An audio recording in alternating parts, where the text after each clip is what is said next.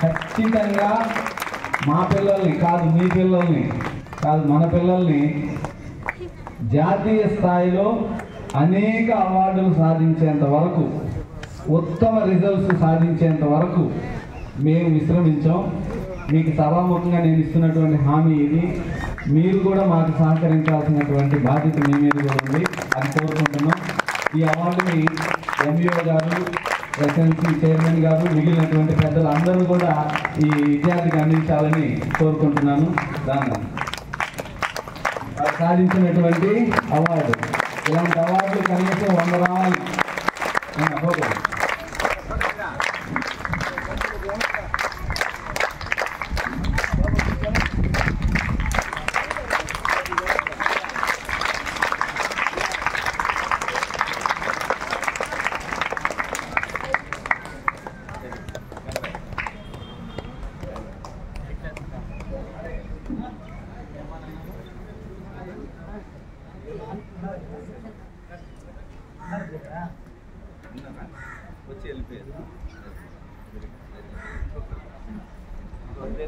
Next Mahidhar sir,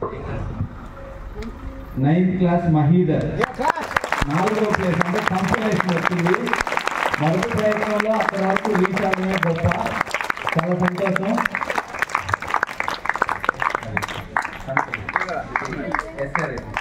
SA writing లో so మనకు ఉన్నది ఒక్క రోజే గ్యాప్, ఒక రోజులోనే ప్రిపేర్ అయ్యారు.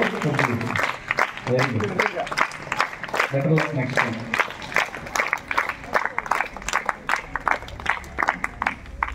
సో ఇలాంటి అవార్డులు, ఇలాంటి రివార్డులు మనకి ఇంకా రెగ్యులర్గా వస్తాయి.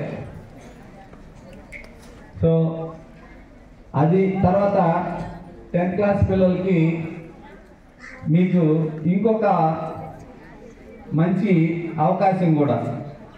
టాపర్స్కి నేను డోనర్స్ ద్వారా మీకు ఒక మంచి సర్ప్రైజ్ గిఫ్ట్ అనౌన్స్ చేస్తున్నా. 550 కంటే ఎక్కువ వచ్చినటువంటి పిల్లలకు ఫ్లైట్ జర్నీ.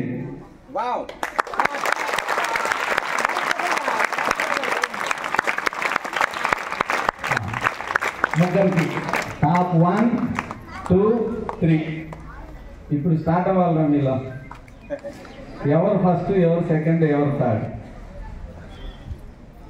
ఓకేనా? ఢిల్లీకి వెళ్దాం, అది టూర్. అది టాప్ 1, 2, 3 550 కంటే ఎక్కువ రావాలి కండిషన్. ఓకేనా? Very good. అది డోనర్స్ ద్వారా మేము ఏర్పాటు చేస్తాం, ఫ్లైట్ జర్నీ అనేటువంటి. తర్వాత మనం ఇప్పుడు స్పెషల్ క్లాసెస్ కూడా స్టార్ట్ చేసాం. 8 నుంచి 5 వరకు స్కూల్ రన్ అవుతుంది. దయచేసి పేరెంట్స్ అందరూ కూడా ఈ విషయాన్ని గుర్తుపెట్టుకోండి. పిల్లలకి జర్నీ విషయంలో ఇబ్బందులు లేకుండా మీరు అందరూ కూడా కొద్దిగా వాళ్ళు కోఆపరేట్ చేసి ఆ టైంకి వచ్చేటటువంటి ఏర్పాటు చేయాల్సిందిగా నేను మిమ్మల్ని అందరినీ సభాముఖంగా కోరుకుంటున్నాను. సో 10th క్లాస్ పిల్లలు పర్టికులర్గా మీ పేరెంట్స్కి చెప్పి ఆ టైంకి వచ్చేటటువంటి ఏర్పాటు కూడా చేసుకోవాలి.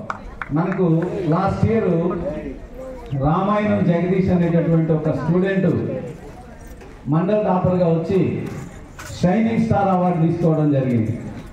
తెలుసా ఆ విషయం మీకు? జిల్లా విద్యాశాఖ తరఫున షైనింగ్ స్టార్ అనేటటువంటి అవార్డు కూడా తీసుకోవడం జరిగింది. జగదీష్ అదే సార్, రామాయణం జగదీష్ కాట్రపల్లి ఈ విలేజ్ నుంచి వచ్చాడు. సో ఒకసారి క్లాస్ బాగా గట్టి కొట్టాలి. తర్వాత ఇంకా మా ముందున్నటువంటి లక్ష్యాలు ఇవన్నీ మీతో ఎందుకు డిస్కస్ చేస్తున్నానంటే తల్లిదండ్రులు అందరూ మాకు పూర్తిగా సహకరించాలి.